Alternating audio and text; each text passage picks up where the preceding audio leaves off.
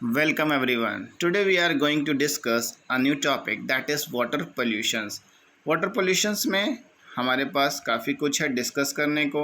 जो questions exam based पूछता है उससे हम वीडियो को अपने कंटेंट को आपसे शेयर करते हैं।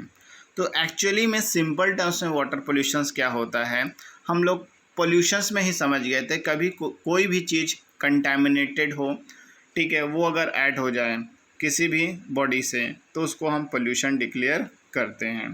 ठीक है, तो टेक्निकल टर्म्स में कैसे समझेंगे? जब कोई भी चीज़ ऐड होती है जैसे organic, inorganic, chemical as well as biological material, और वो चेंज करती है physical chemical property of water और वो हमें हार्म करे, that is called the water pollutions. ठीक है, अब वाटर पोल्यूशंस को हम कैसे मेज़र करते हैं कि कैसे वाटर पोल्यूटेड हैं और क्या क्या इसके प्रॉपर्टीज़ हो सकते हैं, उसको हमें डिस्कस करना है। तो लेट्स डिस्कस इन डिटेल। तो यहाँ पर हम बात करते हैं वाटर पोल्यूशंस की।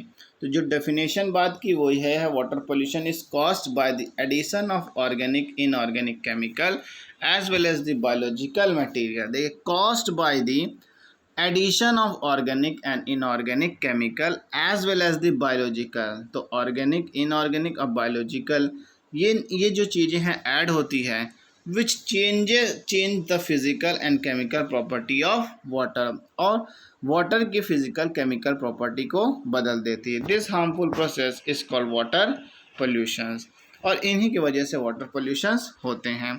अब देखिए, सोर्सेज ऑफ वाटर पोल्यूशंस क्या है, सभी जानते हैं। Sewage matter, industrial wastage, agriculture wastage, domestic wastage, hot water of thermal plant and nuclear reactors.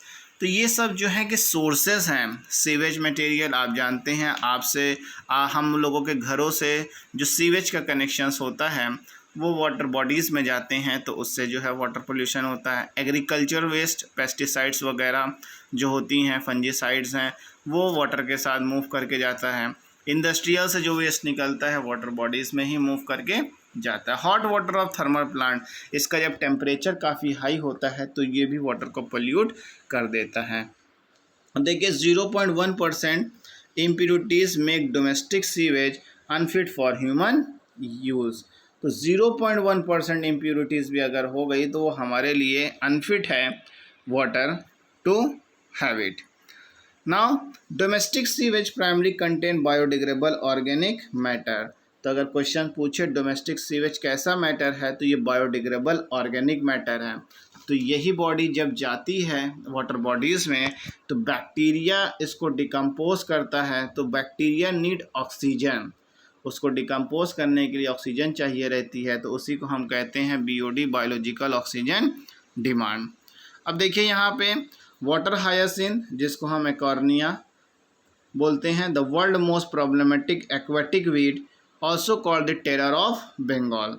इसको हम टेरर ऑफ बंगाल कहते हैं। ठीक है, तो कभी पूछ सकता है क्वेश्चंस कि जो एक्वेटिक वीट है वाटर हायासिन, जिसका साइंटिफिक नेम एकॉर्निया है, इसको हम टेरर ऑफ बंगाल कहते हैं क्योंकि ये ऐसी वीड्स होती हैं जो कि किसी भी वाटर बॉडीज़ में, लेक में, पॉन्ड्स में क्या होती, पूरी तरीके से फैल जाती हैं, और इनके रूट्स काफ़ी लंबे होते हैं जो डिज़ोल्व ऑक्सीजन वाटर में होते, वाटर बॉडीज़ में, उसको अब्जॉर्ब कर लेते हैं, और इतने ज़्यादा ऊपर से हो जाते हैं कि सनलाइट्स भी अंदर नहीं जा पाती हैं।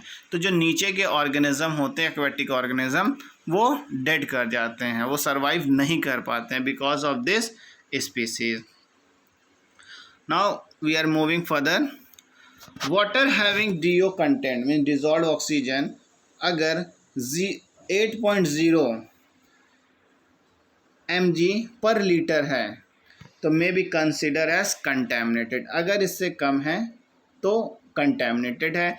इफ बिलो 4.0 mg पर लीटर हैविली पॉपुलेटेड। तो ये यूनिट 2 है, इसको आप याद करके रखिए, ये यूनिट अक्सर पूछ लेता है। और DO को मेज़र किस में करते हैं? ऑक्सीमीटर में। तो DO मीन्स डिज़ोल्व ऑक्सीजन, जो वाटर में ऑक्सीजन कितनी प्रेजेंट है उसको हम मेज़र करते हैं ऑक्सीमीटर से। अभी जो है हम लोग ऑक्सीजन कोरोना वायरस से जो ऑक्सीजन की कमी हो रही है उसको भी ऑक्सीमीटर से ही हम लोग ऑक्सीजन का लेवल चेक कर रहे हैं। तो इसको हमने कनेक्ट किया जिससे आप कभी भूल ना सकें। Now next is biochemical oxygen demand, जिसको हम BOD कहते हैं। ये एक्चुअली में होता क्या है, ऑक्सीजन की डिमांड होती है। अब ऑक्सीजन की डिमांड करता कौन है, ऑक्सीजन की डिमांड करता है bacteria.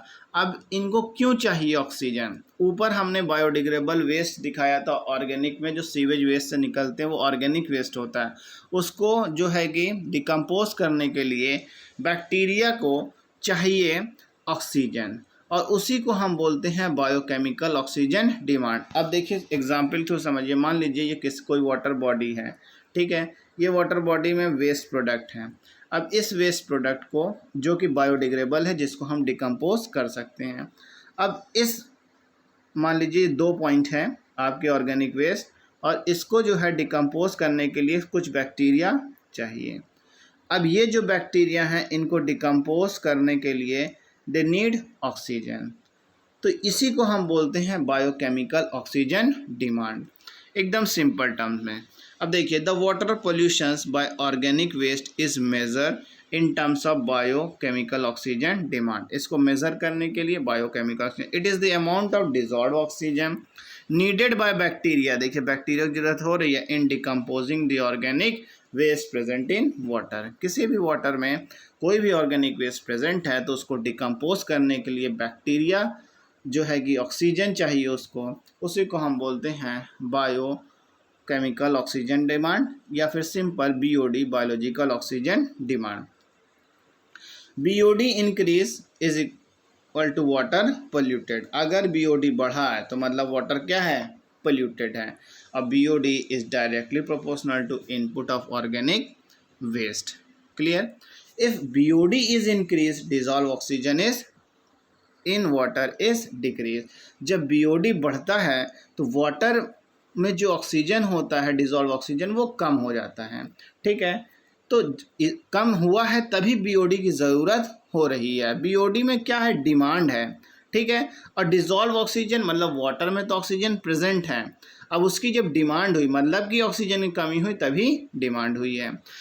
Higher amount of organic waste increases the rate of decomposition in water, तो ज़्यादा जब ऑर्गेनिक वेस्ट होगा तो उतना ज़्यादा डिकम्पोजिशंस के लिए ऑक्सीजन चाहिए, और रेट ऑफ डिकम्पोजिशन भी बढ़ जाता है। Oxygen is rapidly consume by microbes thereby causing drop in DO, तो मतलब डिजॉल्व ऑक्सीजन में कमी आती है क्योंकि वो काफ़ी तेज़ी से माइक्रोब इसको डिजॉल्व करता है।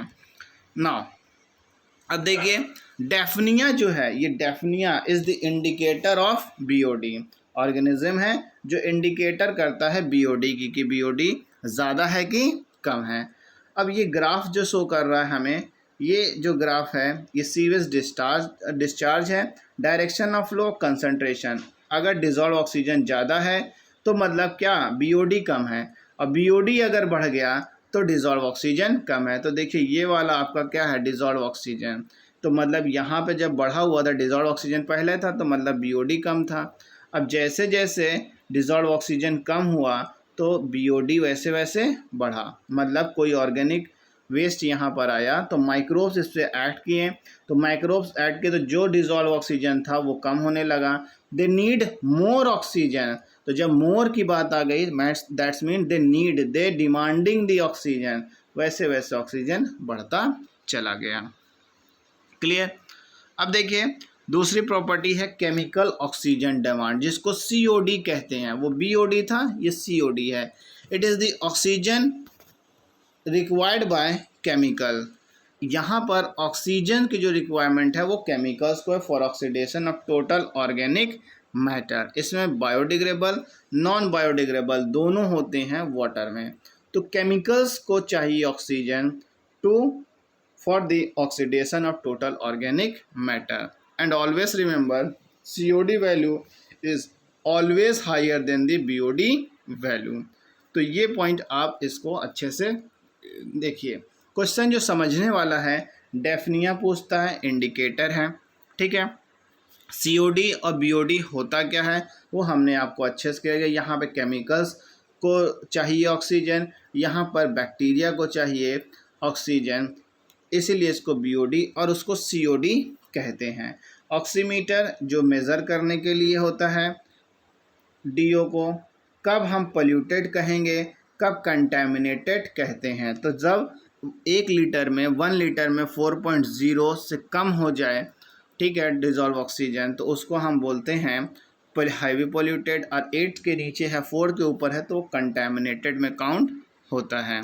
ठीक है, अब यहाँ जो दूसरा क्वेश्चन बनता है वो आपका सिंपल ये वाटर पोल्यूशंस की डेफिनेशन हो जाती है, जो कि ऑर्गेनिक, इनऑर्गेनिक, बायोलॉजिकल मटेरियल्स जब किसी में ऐड होते हैं वाटर बॉडी में और वाटर के फिजिकल केमिकल प्रॉपर्टी को चेंज कर दे, उसको हम वाटर पोल्यूशंस कहते हैं। तो so guys, if you like my video, my content, so don't forget to like and comment. Those who have first time visited on my channel, please subscribe my channel for further video. Thank you.